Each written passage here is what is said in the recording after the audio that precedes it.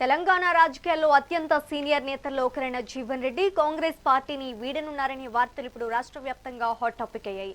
ఈ నెల 24 లేదా 25న జీవన్ రెడ్డి కాంగ్రెస్ కు గుడ్ బై చెప్పనున్నట్లు ఆయన సన్నిహితులు వెల్లడిస్తున్నారు.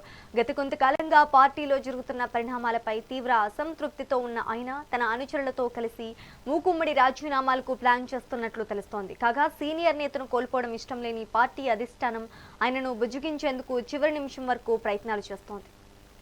రవికుమార్ చెప్పండి, కాంగ్రెస్ పార్టీకి జీవన్ రెడ్డి రాజీనామా చేయనున్నారంటారా?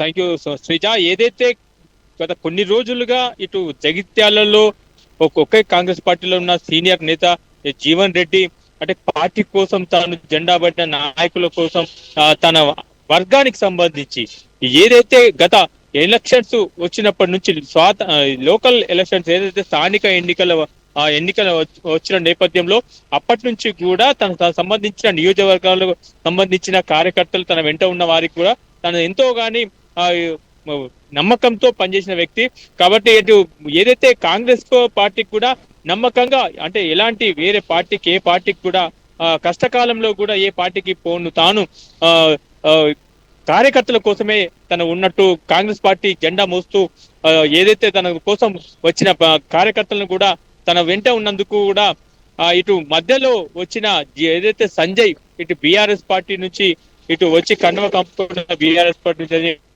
వీళ్ళిద్దరి మధ్య కొంత కాలంగా రగడ మొదలైంది అనుకోవచ్చు. మాటల యుద్ధం కూడా తారస్థాయికి చేరాయి.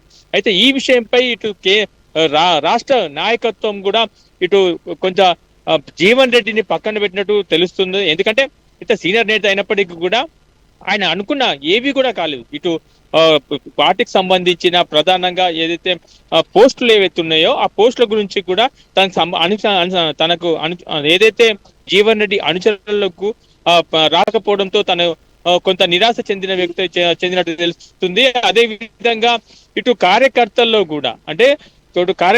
కూడా తను ఎంతగానో చేసిన కాంగ్రెస్ పార్టీ నాయకులు మమ్మల్ని పట్టించుకోవడం లేదు.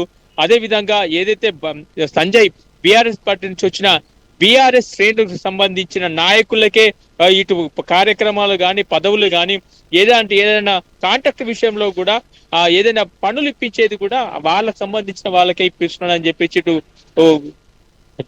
వచ్చిన వార్తలు ఎన్నో ఉన్నాయి. అదే విధంగా ఇటు జీవన్ రెడ్డి కూడా తనకు సంబంధించిన అంటే పార్టీ జెండా మొదటి నుంచి కూడా కాంగ్రెస్ పార్టీ జెండా పట్టుకున్న నాయకులను పట్టించుకోకపోవడంతో ఇంత సీనియర్ అయిన నన్ను కూడా ఎవరు కూడా పట్టించుకోవడం లేదని చెప్పేసి కొంత నారాజులో ఉన్న విషయం తెలిసిందే.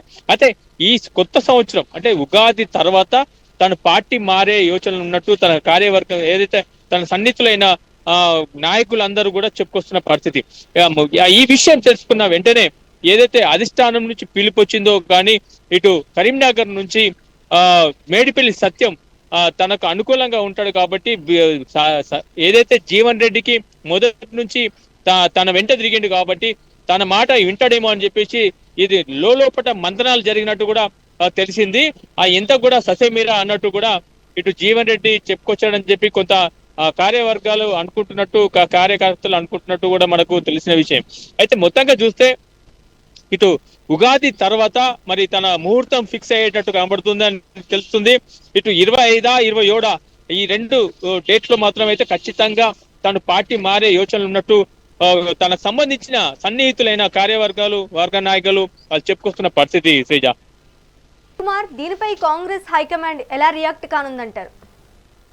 ఏదైతే కాంగ్రెస్ నుంచి ఇటు మరి సీఎం రేవంత్ రెడ్డి చెప్పాడో తెలియదు కానీ ఇటు అధిష్టానం కొంచెం సీరియస్ గా తీసుకుంటున్నట్టు తెలుస్తుంది.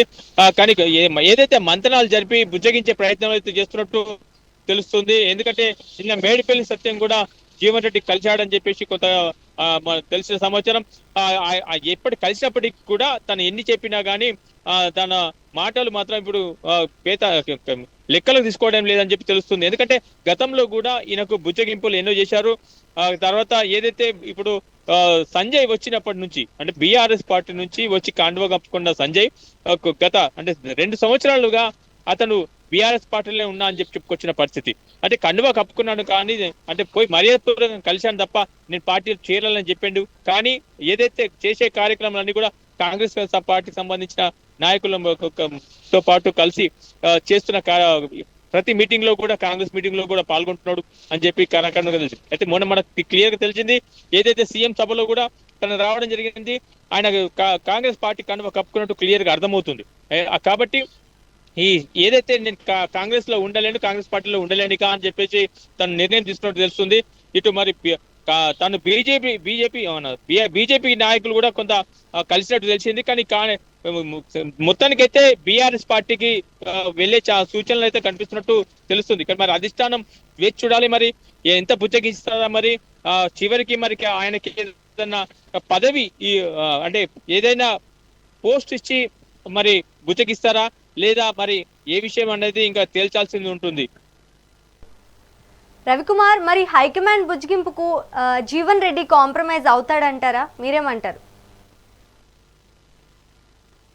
అంటే గతంలో కూడా హైకమాండ్ వచ్చి ఇటు శ్రీధర్ బాబు రావడంతో, శ్రీధర్ బాబు వచ్చి కొంచెం బుజ్జగింపులు చేయడంతో తను పార్టీ మారుతానని చెప్పేసి గతంలోనే కొంచెం సంచలన వాక్యాలు బయటకొచ్చినప్పటికీ అటు శ్రీధర్ బాబు ఇన్వాల్వ్మెంట్ కావడంతో తను కొంత శాంతించి పార్టీలో ఉండడానికి సిద్ధమయ్యాడు.